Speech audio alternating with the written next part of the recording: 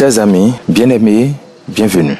Nous sommes en train de lire Bonjour Saint-Esprit de l'homme de Dieu Bénéhine et nous avons lu les 7 premiers chapitres et nous sommes aujourd'hui au chapitre 8. Le chapitre 8 de ce merveilleux livre est intitulé Une puissante entrée. Et nous commençons. Comment cela aurait pu être? Je venais juste de donner ma vie au Seigneur et j'étais en train de lutter afin de vivre la vie chrétienne. Quand je pense à ce qui m'arrive maintenant, cela paraît impossible. En février 1972, après ma nouvelle naissance, j'ai su que mon cœur avait été purifié, mais les difficultés auxquelles je faisais face me paraissaient insurmontables. La mésentente régnait à la maison, j'étais indécis quant à mon avenir et mon image personnelle me semblait aussi basse que le plancher sous mes pieds. Ah, comme j'étais aux prises avec ma vie. C'était devenu même très difficile de consacrer tout mon amour au Seigneur. J'avais tant de questions urgentes à lui poser. Ensuite, 2 semaines plus tard, je fus rempli de l'Esprit. Je m'attendais à vivre le paradis sur terre, mais cela ne se passa pas comme cela. Mes luttes au jour le jour continuaient. Il y a eu certes de grands moments de joie et de gaieté, et je n'aurais pas échangé mes expériences spirituelles contre tout le pétrole de l'Arabie Saoudite. Mais très profondément en moi, il y avait une question qui me tenaillait et qui pendant des mois et des mois avait hanté mon esprit. Je m'étonnais et me disais, c'est tout ce qu'on ressent? Cette question ne me laissait pas tranquille. Le Seigneur a-t-il autre chose pour moi? Et puis, vers le milieu d'une froide nuit de décembre, presque 2 années après ma rencontre avec Christ, cela est enfin arrivé. Alors que j'étais couché dans mon lit, à Toronto, le Saint-Esprit entra de façon puissante dans ma chambre. Je ressentis en même temps comme si je recevais une secousse électrique et comme si une chaude couverture me recouvrait. Cela me prit quelques jours seulement avant que je ne réalise exactement ce qui m'était arrivé. Ma lutte avait pris fin. J'avais trouvé la simplicité de la vie chrétienne, avoir une relation personnelle avec le Saint-Esprit. Aujourd'hui, mon cœur est encore préoccupé, mais la raison en est entièrement différente.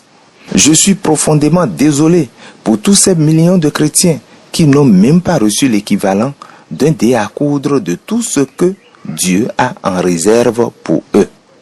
Ils passent à côté de ce que Dieu a de meilleur pour eux. Ils ne sauront jamais comment la marche avec Dieu peut être merveilleuse tant qu'ils n'auront pas encore découvert la 3e personne de la Trinité. C'est lui qui nous aide lorsque nous luttons. Ne luttez plus. Dès l'instant où le Saint-Esprit est entré dans ma vie, je n'ai plus eu à me battre contre mes adversaires. Ils étaient toujours là, mais le combat et les soucis semblaient s'être évanouis.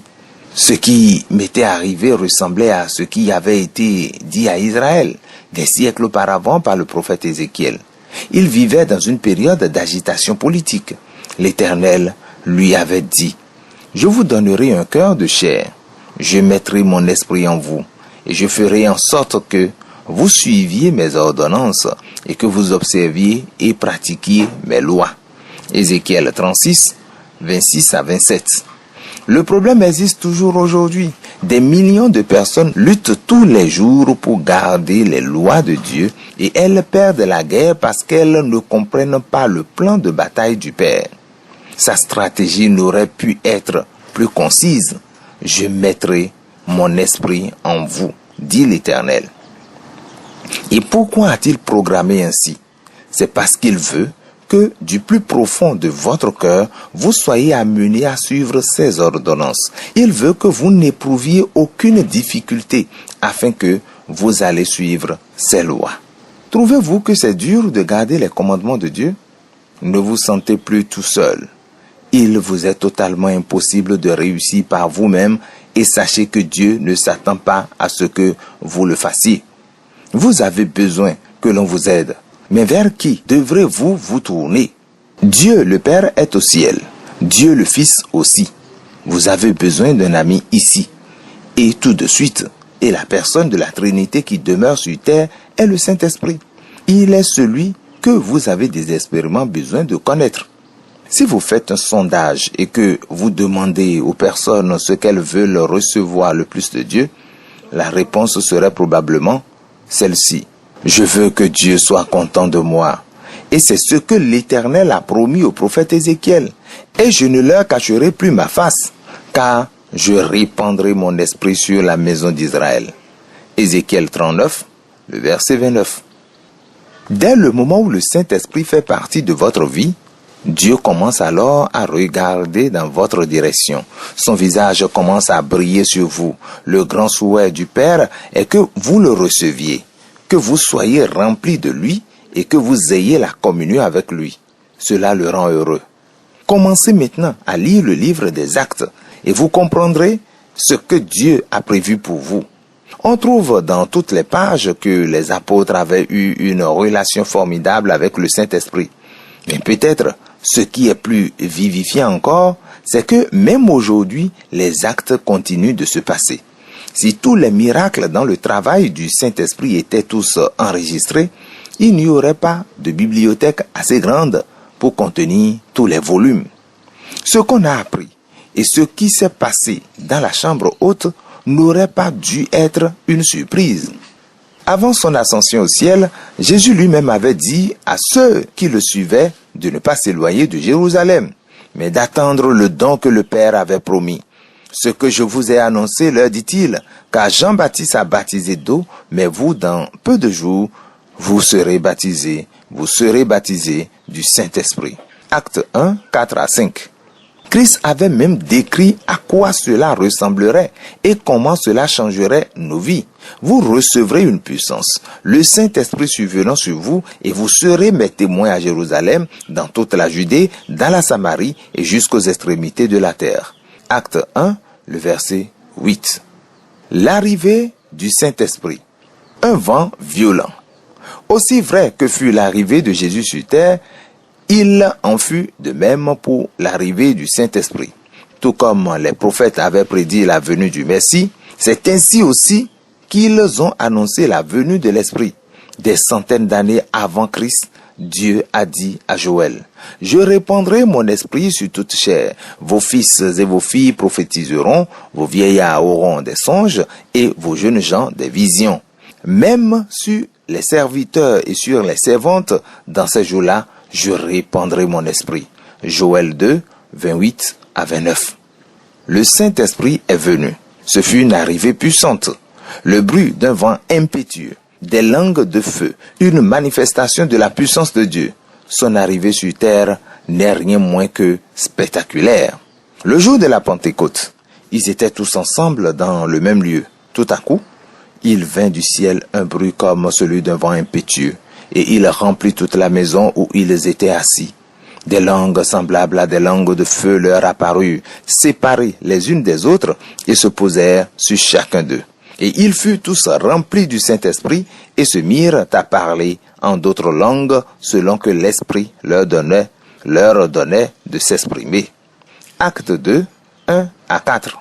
C'était exactement comme Ésaïe avait annoncé, aux lèvres balbutiantes et au langage barbare, que l'Éternel parlera.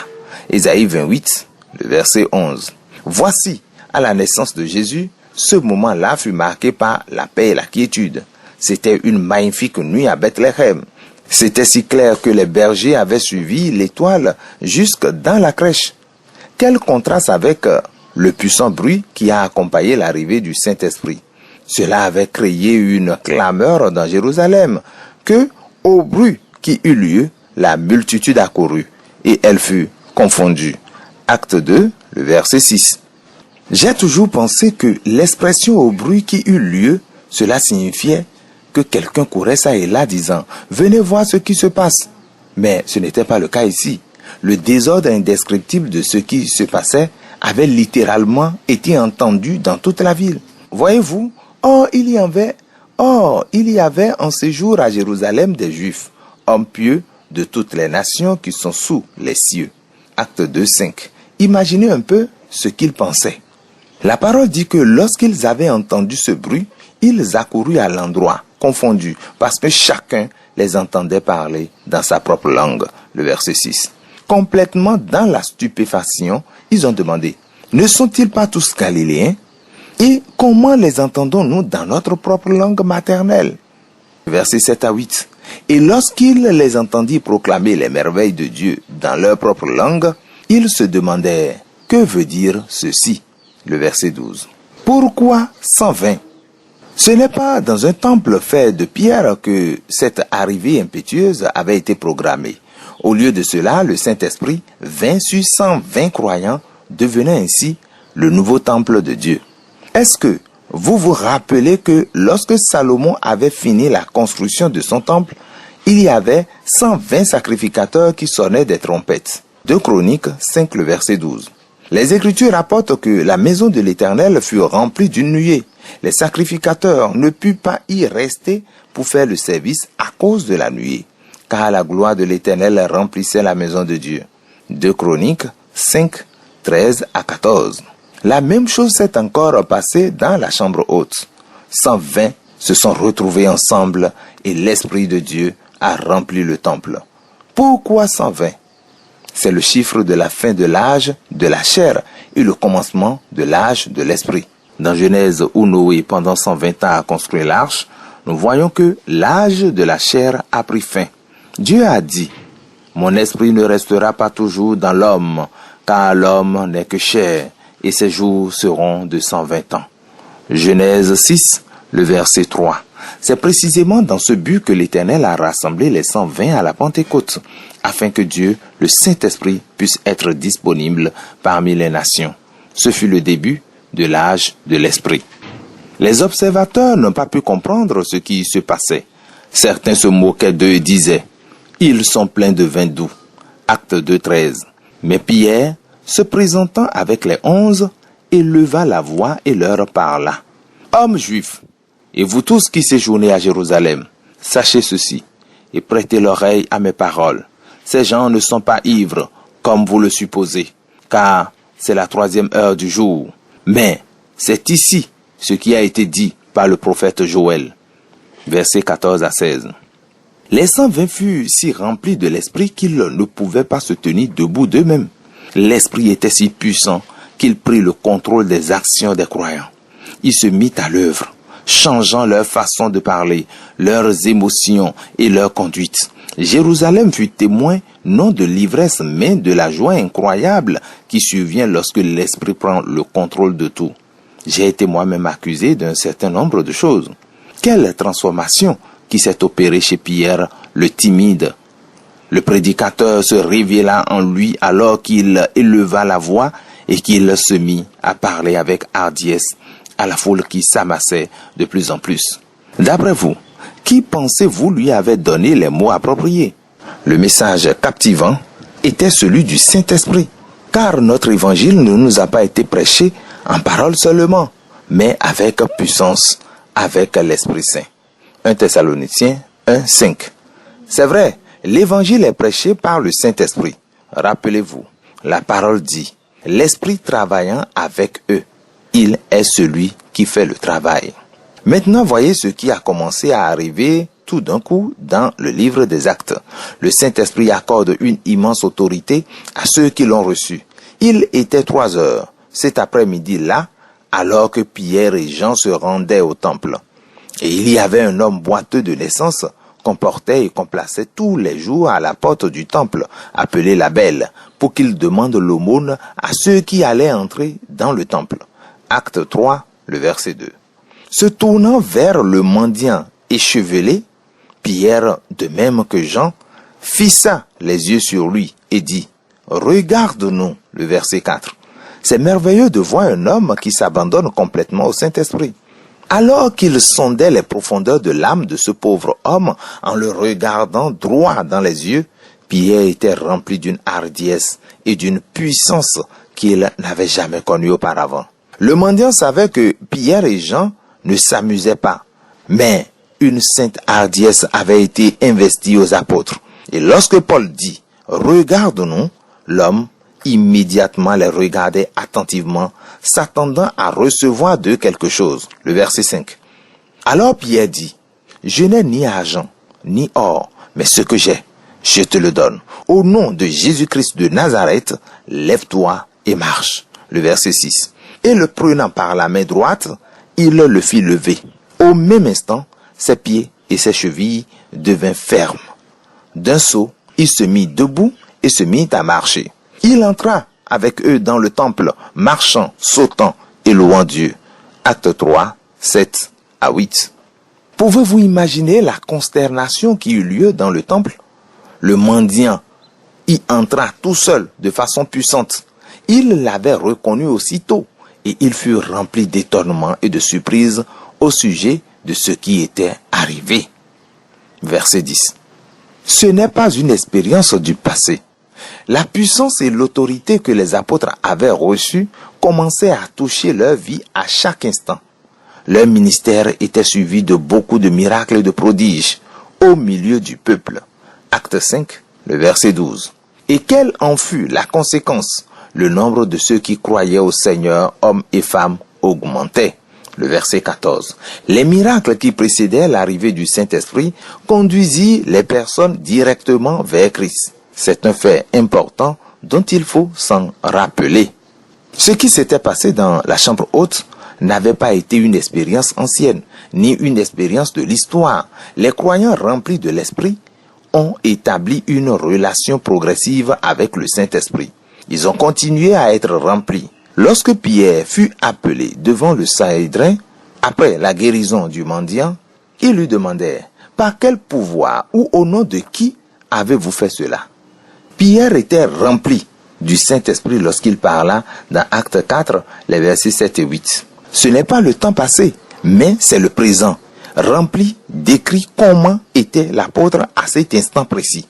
Encore et toujours, lorsque dans les Écritures on parle de ceux qui suivaient Christ, il est dit, comme étant remplis par l'Esprit. Cette référence parle d'un nouveau remplissage, non pas de quelque chose qui s'est passé hier ou le mois dernier. Pierre était si rempli de l'Esprit quand il était dans le temple qu'il a pris autorité sur ceux qui le critiquaient. Aucunement ébranlé, il avait dit, « Chef du peuple et ancien d'Israël, puisque nous sommes interrogés aujourd'hui sur un bienfait accordé à un homme malade, afin que nous disions comment il a été guéri, sachez-le tous, et que tout le peuple d'Israël le sache. C'est par le nom de Jésus-Christ de Nazareth que vous avez crucifié et que Dieu a ressuscité des morts. C'est par lui que cet homme se présente en pleine santé devant vous. » Acte 4, 8 à 10. Vous rendez-vous compte que la puissance de l'Esprit peut vous remplir au point où vous n'avez absolument peur de personne. Il est possible d'établir une telle communion avec lui que vous n'éprouverez plus aucune appréhension, même lorsque vous vous adressez à un responsable d'une nation.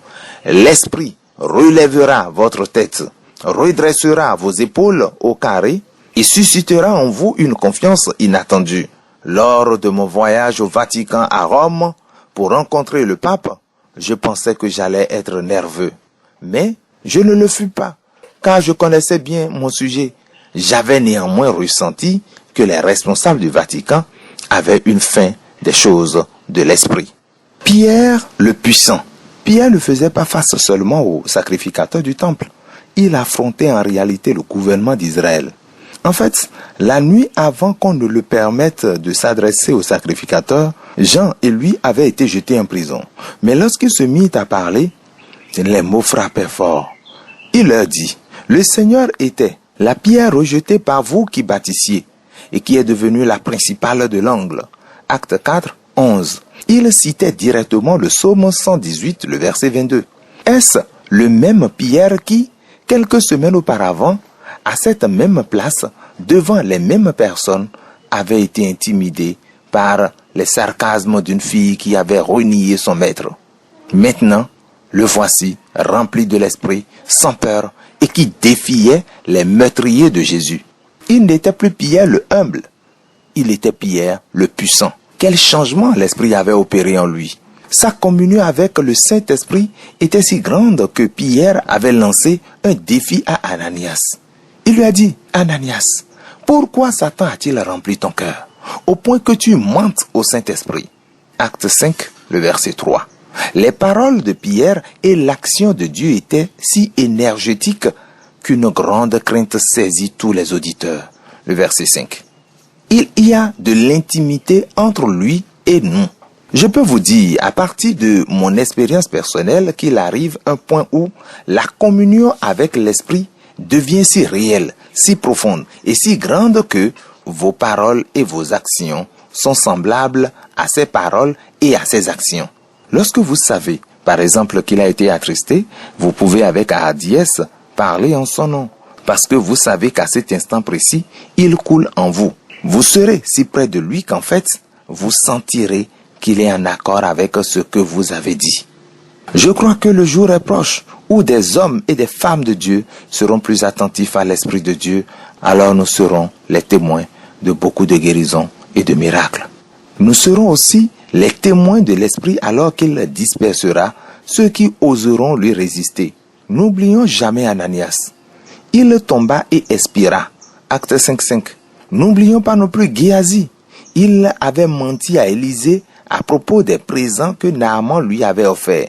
Naaman avait été guéri, mais l'Esprit conduisit Élisée à dire: la lèpre de Naaman s'attachera à toi et à ta postérité pour toujours. 2 Rois 5.27. Et c'est ce qui arriva exactement. Jésus avait fait une déclaration très puissante lorsqu'il avait dit: comme le Père m'a envoyé, moi aussi je vous envoie. Après ces paroles, il souffla sur eux et leur dit: recevez le Saint-Esprit.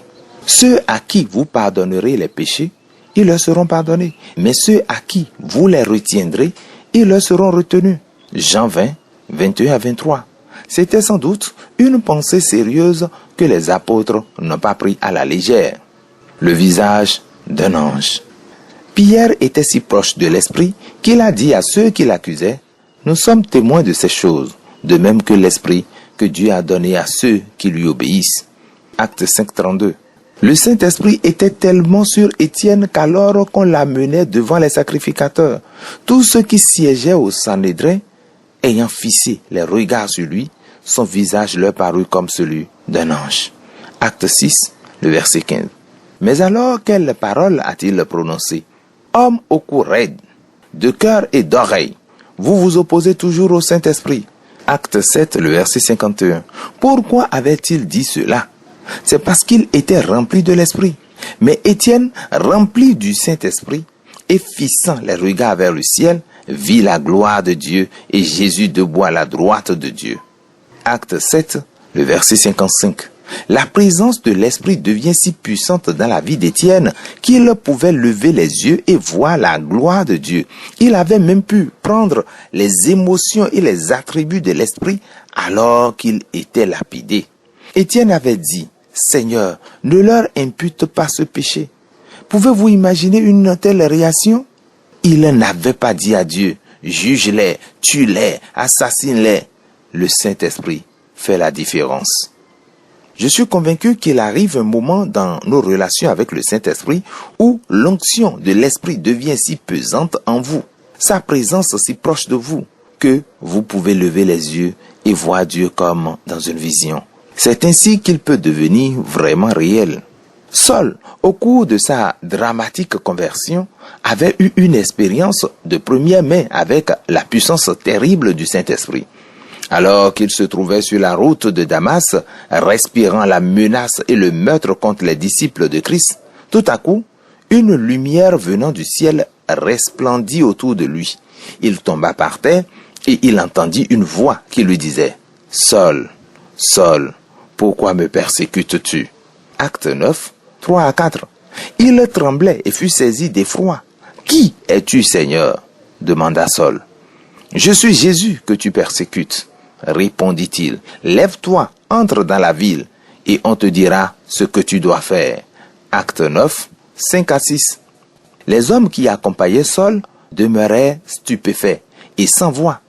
Saul devint aveugle pendant 3 jours à la suite de cette expérience avant que Dieu ne le guérisse, et il fut rempli du Saint-Esprit.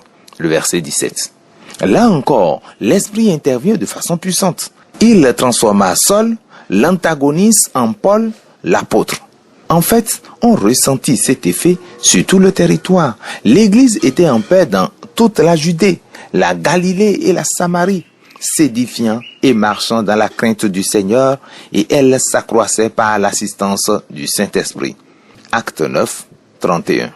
Je peux seulement imaginer ce qui pourrait arriver si chaque ministre de Dieu dans le pays pouvait se prosterner et rechercher une relation personnelle avec le Saint-Esprit. Vous parlez d'un réveil? Vous parlez d'un réveil? Je crois que cela révolutionnerait tellement le monde de l'Église que les sanctuaires des temples n'auraient pas assez de place pour accueillir les personnes. Dieu merci pour les pasteurs qui sont vivifiés dans le Saint-Esprit.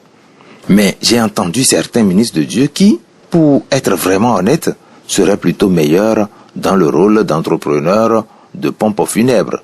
C'est une communion continuelle avec le Saint-Esprit qui fait la différence. Les gens ont faim de cette réalité que seul le Saint-Esprit rend possible. Il ne s'arrête jamais de travailler. Dès le jour de la Pentecôte, l'Esprit avait commencé son travail sur la terre et il ne s'est jamais arrêté. C'est incroyable de voir comment il est intervenu dans la vie de Pierre. Alors qu'il priait sur un toit, Dieu lui donna une vision. Et alors que Pierre réfléchissait à la vision, l'Esprit lui dit, « Voici 3 hommes te demandent, lève-toi, descends et pars avec eux sans hésiter, car c'est moi qui les ai envoyés. » Acte 10, 19 à 20. Les 3 hommes dont parle le Saint-Esprit avaient été envoyés par un homme craignant Dieu du nom de Corneille, un centenier dans la cohorte dite italienne. Lui aussi avait eu une vision et il vit clairement un ange de Dieu qui entra chez lui et lui dit, « Envoie maintenant des hommes à Jophé et fais venir Simon, surnommé Pierre. » Acte 10, 3 et le verset 5. Mais ce n'était pas l'ange qui parlait, c'était le Saint-Esprit qui parlait par l'intermédiaire de l'ange. Rappelez-vous que l'Esprit avait dit, « C'est moi qui les ai envoyés. » Versets 19 à 20. Le Saint-Esprit est une personne active. Il ne s'arrête jamais de travailler. Il vous enverrait même un ange s'il voit que vous en avez besoin. Tout ce qui se passe sur terre est l'œuvre du Saint-Esprit. Il est le représentant du Père et du Fils. Chez Corneille, Pierre a prêché la mort, l'ensevelissement et la résurrection de Christ. Et comme Pierre prononçait ces mots, le Saint-Esprit descendit sur tous ceux qui écoutaient la parole. Acte 10, le verset 44. Tous les fidèles qui étaient venus avec Pierre furent étonnés de ce que le don du Saint-Esprit était aussi répandu sur les païens, car ils les entendaient parler en langue et glorifiaient Dieu. Acte 10, 45 à 46. N'oubliez jamais que la parole vient en premier. Le message de Christ prend la prééminence. L'évangile de Christ est la base de toutes choses et c'est la raison pour laquelle Dieu le Saint-Esprit a été envoyé. L'Esprit s'intéresse à votre vie, voire même à votre avenir.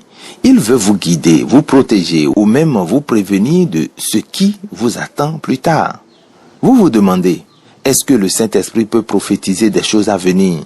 Voyez ce qui s'est passé lorsque Barnabas partit vers la grande cité d'Antioche. Plus d'un demi-million de personnes vivaient là à cette époque. Pendant une année entière, Barnabas et Saul enseignaient à beaucoup de personnes dans cette énorme église qui croissait. En ce temps-là, des prophètes descendirent de Jérusalem à Antioche. L'un d'eux, nommé Agabus, se leva et annonça par l'Esprit qu'il y aurait une grande famine sur toute la terre. Elle arriva, en effet, sous Claude. Les disciples résolurent d'envoyer chacun selon ses moyens un secours aux frères qui habitaient la Judée. Acte 11, 27 à 29. C'est de cette façon aussi rapprochée que le Saint-Esprit se manifestait dans leur vie de tous les jours. Il avait révélé la sécheresse à venir et leur avait ainsi permis de se préparer lorsque la famine serait effectivement présente. L'Esprit est une personne et il est profondément soucieux des personnes. Il sait ce qui se passe dans votre vie et il s'intéresse vivement à vous. L'Esprit est le magicien. N'est-il pas temps que vous permettiez à l'Esprit d'ordonner vos pas? Pourquoi essayer de planifier votre propre course alors qu'il connaît chaque centimètre de la route devant vous, chaque courbe dangereuse, chaque trou? C'est ce que les chrétiens à Antioche ont appris. Pendant qu'ils servaient le Seigneur dans leur ministère et qu'ils jeûnaient, le Saint-Esprit dit, « Mettez-moi à part Barnabas et Saul pour l'œuvre à laquelle je les ai appelés. » Acte 13, le verset 2. Ils agissent immédiatement. Donc, ayant été envoyés par le Saint-Esprit, ils descendirent à Séleucie et de là, ils s'embarquèrent pour l'île de Chypre. Le verset 4. Les disciples faisaient le travail du Père, mais qui les avait envoyés? Ils avaient reçu des instructions directement du Saint-Esprit. Et pendant leur voyage, le Saint-Esprit n'arrêta pas de travailler. Il leur donna même la puissance sur le faux prophète. Élymas était un magicien et un sorcier juif. Il essaya de s'opposer à la puissance du travail de Dieu qui agissait à Chypre. Mais Saul, appelé aussi Paul, rempli du Saint-Esprit, fixa les regards sur lui, Élymas, et dit, « Homme plein de toute espèce de ruse et de fraude, fils du diable, ennemi de la justice, ne cesseras-tu point de pervertir les voies droites du Seigneur ?» Acte 13, 9 à 10. Quelle accusation! C'est parce que Paul était fortement rempli de l'esprit qu'il a dit au sorcier qu'il deviendrait aveugle. Et il en fut ainsi. Mais la conséquence directe fut que les gens commencèrent à se tourner vers Christ. La parole du Seigneur se répandait dans tout le pays. Acte 13, 49. Tandis que les disciples étaient remplis de joie et du Saint-Esprit. Acte 13, 52. Vous vous demandez, dois-je permettre au Saint-Esprit de prendre toutes les décisions? Après tout, Dieu ne m'a-t-il pas donné une pensée qui m'est propre? Bien sûr, il l'a fait. Mais ce qui a un sens pour vous devrait avoir un sens pour l'Esprit. L'Assemblée de l'Église de Jérusalem a écrit, « Car il a paru bon au Saint-Esprit et à nous. » Acte 15, 28. Quand c'est juste, cela est confirmé par le Saint-Esprit et vous saurez la direction que vous devez prendre. Le message et le messager. Si l'Esprit a été si indispensable pour Christ, il devrait être tout aussi important pour vous. Jésus était né du Saint-Esprit, oint par le Saint-Esprit. Il chassait les démons par le Saint-Esprit. Il a reçu sa plénitude par l'Esprit et accomplissait des miracles par l'Esprit. Et c'était par le Saint-Esprit qu'il enseignait, donnait des ordres, donnait la puissance et dirigeait l'Église qu'il s'est offert à la croix et fut ressuscité. Combien plus le sang de Christ qui, par l'Esprit éternel, s'est offert lui-même sans tâche à Dieu, purifiera-t-il votre conscience des œuvres mortes afin que vous serviez le Dieu vivant? Hébreux 9, le verset 14. Le même esprit qui était capital pour le travail terrestre de Christ vous est indispensable. Il est nécessaire. Votre expérience de salut est fondée sur Christ, la croix et votre confession. Mais comment aviez-vous reçu la réalité de votre régénération? Comment aviez-vous su que votre cœur avait été purifié? Ça, mon ami, c'est l'œuvre du Saint-Esprit. C'est l'Esprit du Seigneur qui met le message dans votre âme même. Vous ne pouvez trouver des mots convenables pour le décrire ou l'exprimer. Mais vous savez que c'est aussi bon que la vie elle-même.